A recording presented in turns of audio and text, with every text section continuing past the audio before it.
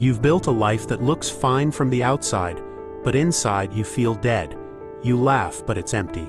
You succeed, but it never touches you. That aliveness you keep chasing was never lost. Your inner child locked it away, believing joy itself was dangerous. In this video, we'll uncover why joy feels so far away, and how reclaiming it is the missing key to finally feeling whole. It is easy to believe joy left you. Day after day, you go through the motions, working, talking, smiling when you should, playing the roles you've learned to play. On the surface, nothing looks wrong. You function. You get things done. People around you might even admire how strong or composed you are. But when the day quiets and you are alone with yourself, you feel it, the hollowness. You laugh, but it feels rehearsed. You achieve, but the satisfaction dissolves almost instantly. You try to rest, but your nervous system interprets stillness as danger, flooding you with anxiety instead of calm. That numbness is not natural. It is the residue of promises you once made to yourself when joy became unsafe. Think back to a time before the wounds, before the silence. You were once a child who laughed so hard your body shook, who played without checking how it looked to others, who trusted the world to catch you if you fell. That joy was not a luxury, it was your essence. It lived in your body like sunlight, effortless and abundant. But then came the moments when that joy collided with rejection, shame, or neglect. Maybe you danced and were told to sit down. Maybe you cried and were told to stop. Maybe you shone too brightly, and someone close to you dimmed your light with words that cut deeper than they realized. In those moments, your body made a decision. Joy is not safe. Better to hide it, better to silence it, better to grow up quickly than to risk being hurt again. From that point on, the world no longer looked the same. When joy was buried, everything around you was filtered through survival. Imagine two people looking at the same landscape. One sees color, possibility, paths leading forward. The other sees obstacles, danger, reasons to stay still. This is what trauma does. It doesn't only steal your laughter, it rewires your perception. Under negative energy, every opportunity looks risky, every relationship feels threatening, every calm moment feels temporary, like the silence before a storm. But when joy lives in you again, the same world softens. Risks become adventures. Relationships feel like invitations instead of traps. Stillness becomes peace instead of danger. The outer world hasn't changed, but your inner child's energy transforms how you see it. You might think joy is optional, something that comes after healing is done. But here is the truth.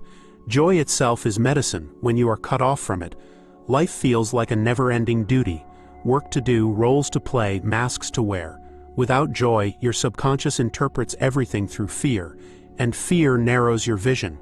You begin to anticipate pain before it arrives, sabotage love before it deepens, and drain yourself before you can be rejected.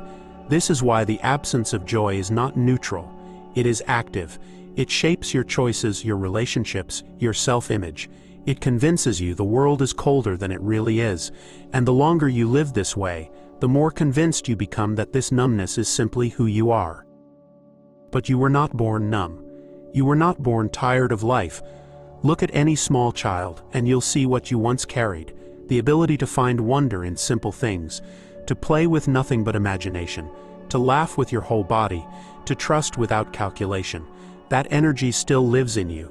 It is not gone, only hidden. And though your adult self may have learned to function without it, your soul longs for its return. Without joy, you can survive. With joy, you can live. This is the secret most people never realize. Trauma may silence joy, but it cannot destroy it. It waits in you, untouched, like a flame beneath the ashes, needing only your permission to rise again.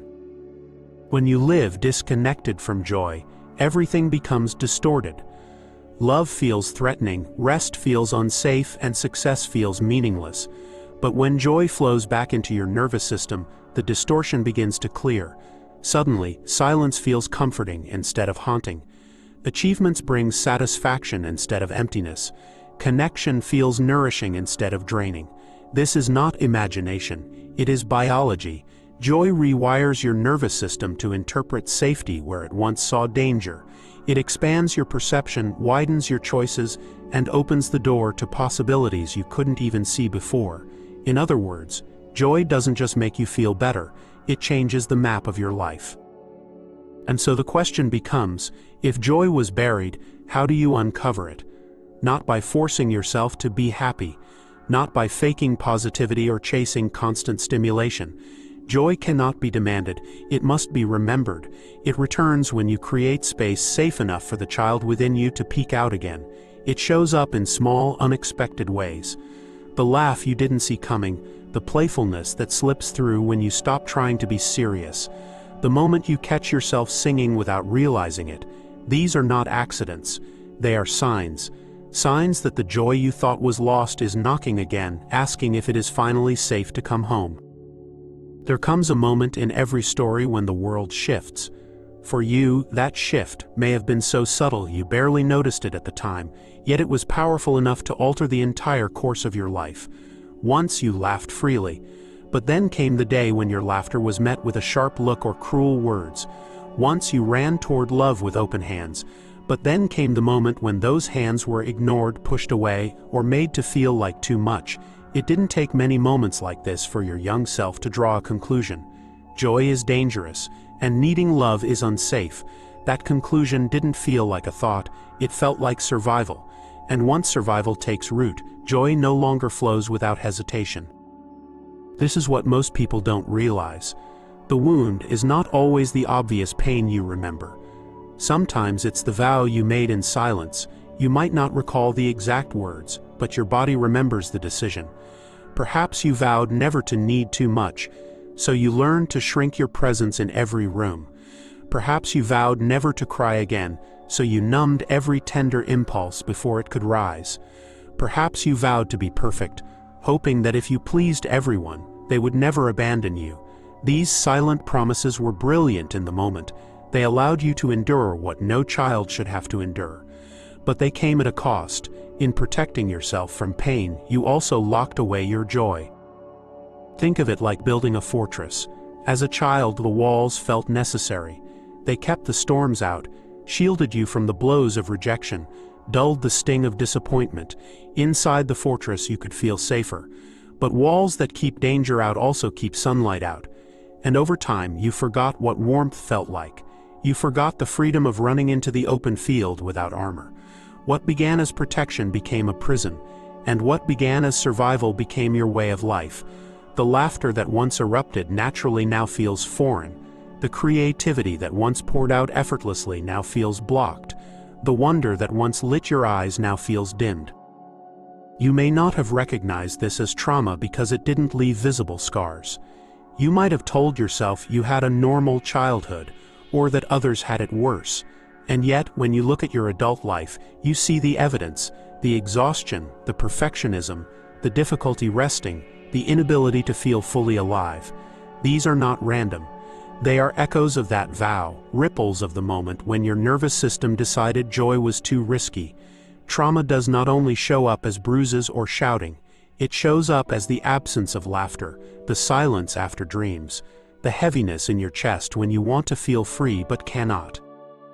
When you live disconnected from joy, your perception of the world changes. The same playground that once felt like possibility now looks like a battlefield. The same relationships that could have been nourishing now feel threatening. This shift is not your fault. It is your nervous system doing exactly what it was designed to do, protect you. But here lies the paradox. The same system that protected you as a child now robs you of aliveness as an adult. It is as if the world is offering you sunlight, but your body keeps pulling you back into the shade. And because you've lived this way for so long, you may have mistaken that shade for your true nature. But here is the deeper truth. Your essence was never the numbness, never the overthinking, never the silence. Your essence was always the child who knew how to play, how to dream, how to trust. That child did not disappear. They adapted. They went underground, carrying your joy like a seed through a long winter, waiting for the season when it would be safe to sprout again. And now, if you are listening to these words, it is because some part of you senses that season has arrived. The frost is melting, the soil is softening, and the child within you is whispering, it is time to come alive again. The question is no longer, Why did I lose my joy? The question becomes, what vow did I once make that hid it from me?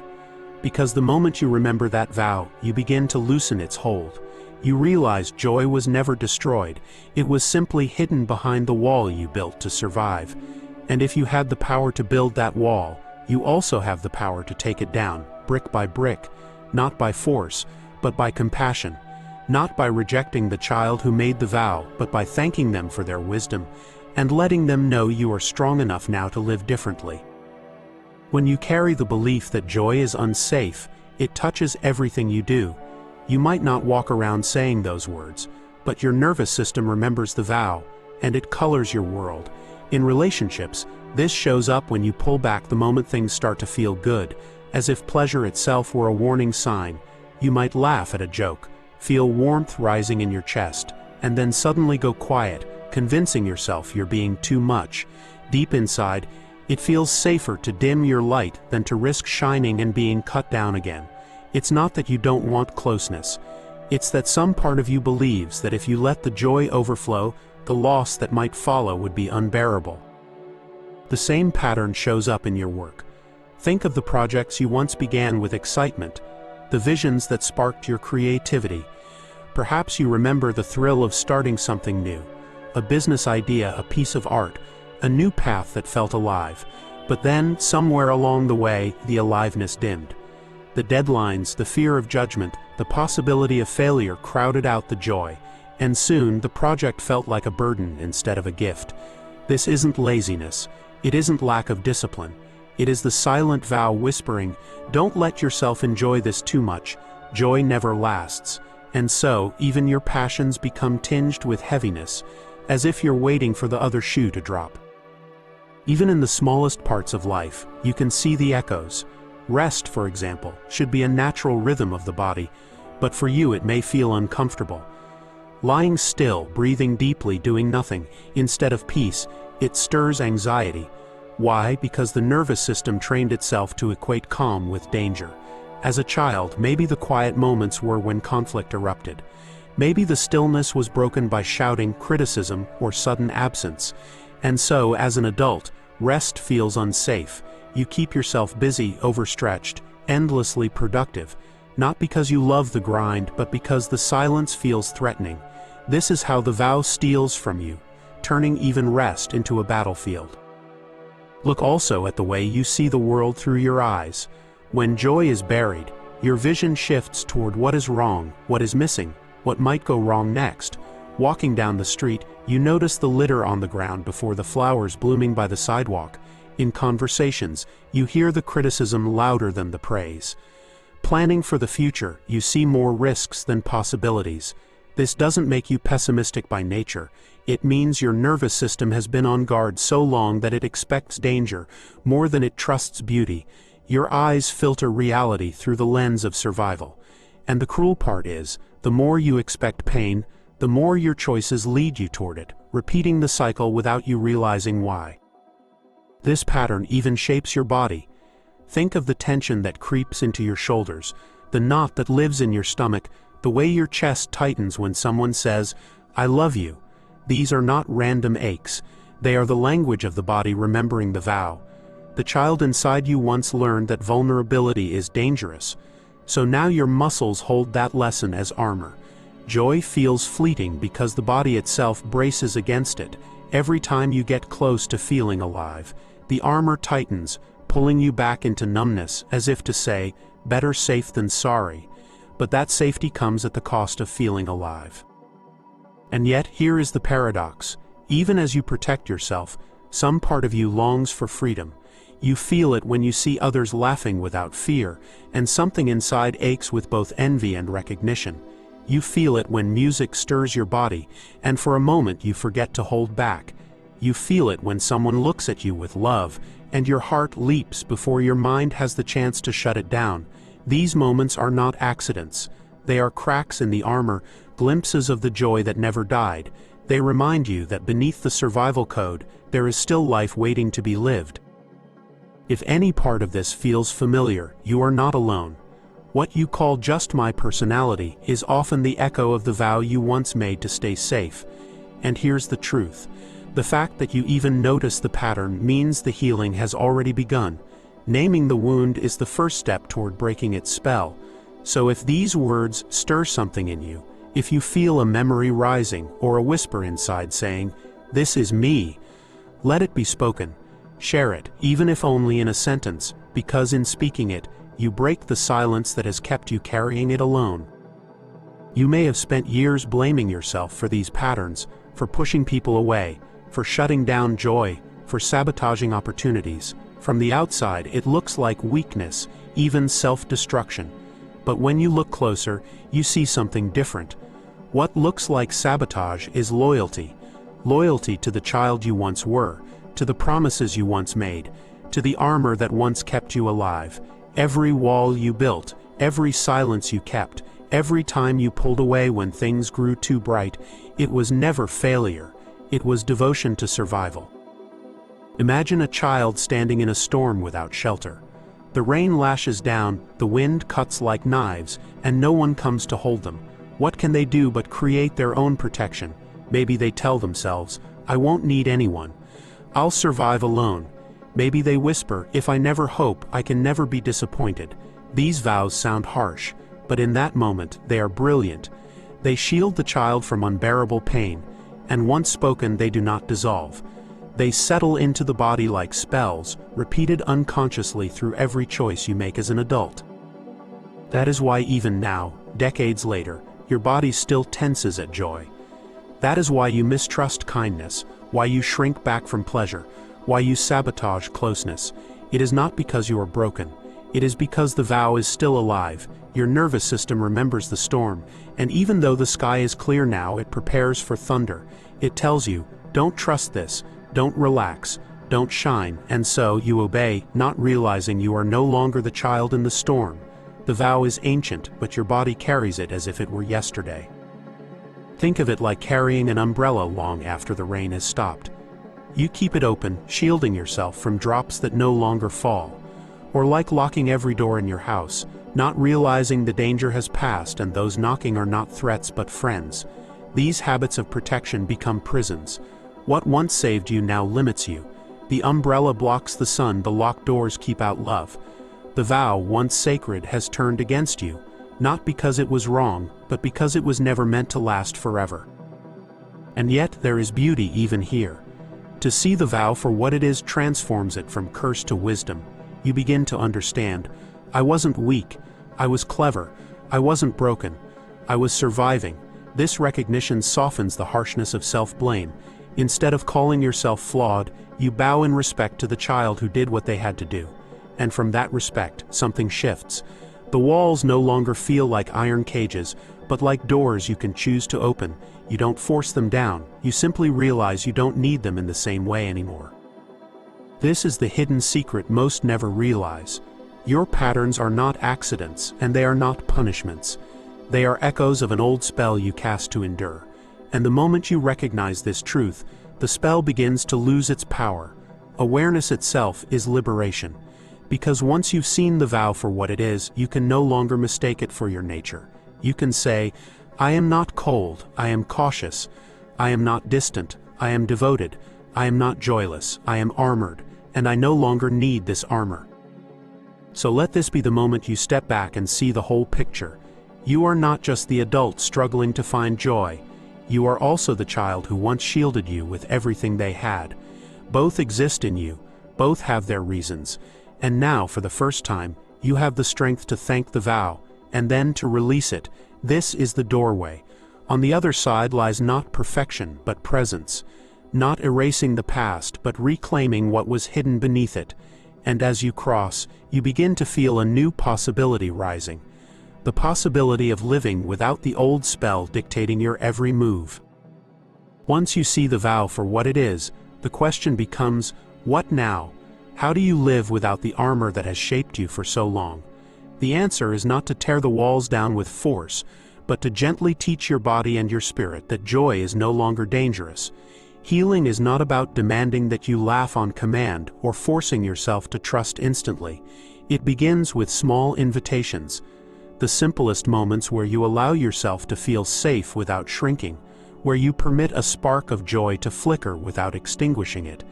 These are the beginnings of wholeness, and they are as subtle as they are sacred. Think of joy as a muscle long unused. At first, it may feel awkward, stiff, even painful to engage it. You might find yourself waiting for the chaos that used to follow laughter, bracing for the silence after the play. But if you let yourself stay in the moment a little longer, if you let the laughter echo without apology, something begins to rewire. Your nervous system, which once equated joy with danger, starts to learn that it can be safe, and in that safety, the child inside you takes a cautious step forward, curious, ready to taste life again. This is the secret most people never discover. The inner child is not only the keeper of wounds, but also the keeper of wonder. Beneath the scars lives the part of you who once looked at the world with awe, who trusted that each day might hold magic, who believed that play itself was reason enough to exist. That part of you never died. It was only hidden. And each time you let joy return, in a smile, in a breath of music, in a shared glance, you are remembering what was always there. Wholeness is not created, it is uncovered. And here we see the deeper link. The very wound that blocks joy is the same one that drives you into painful patterns in love. If joy feels unsafe, so does intimacy. If laughter once ended in rejection, so does connection. That is why I created the teaching. Most people don't see this pattern. Because the vow of love must be earned is woven into the same fabric. That video reveals how childhood survival codes shape your relationships, how the same walls that block joy also block closeness. Together, they explain why you feel unseen and why the very people you choose mirror your wounds. Watch it when you're ready, not as another lesson to memorize, but as another doorway into the labyrinth of your own becoming. But even before you step into that doorway, notice this: joy is not a luxury you must earn after healing. Joy is part of the healing itself. Each moment you allow yourself to feel alive without fear, you are loosening the vow's hold. Each time you let yourself play, without judgment, without apology, you are rewriting the code your nervous system has carried for decades. This is not frivolous. It is the most radical act of recovery, to trust life enough to delight in it again. So begin where you are. If joy feels distant, let it start as a single breath where you don't brace for what comes next. Let it be the choice to notice sunlight instead of shadows. Let it be the courage to laugh at something silly, even if your mind whispers that it's not safe. These are the threads that weave wholeness. Slowly, they stitch together the torn fabric of your being, not erasing the scars, but making them part of a larger design, a design that reveals beauty where once there was only survival. And as we close, let these words stay with you. You were never broken, only hidden. The joy you thought was lost has been waiting beneath the armor all along. Every breath is an invitation to return. Every moment a chance to remember that wholeness was never outside you. It was always here, waiting for you to notice. If these words found you, it is not by accident. Stay close. Subscribe, not for perfection, but to keep walking this path of remembrance together. Because your inner child will keep speaking, and now at last you are ready to listen.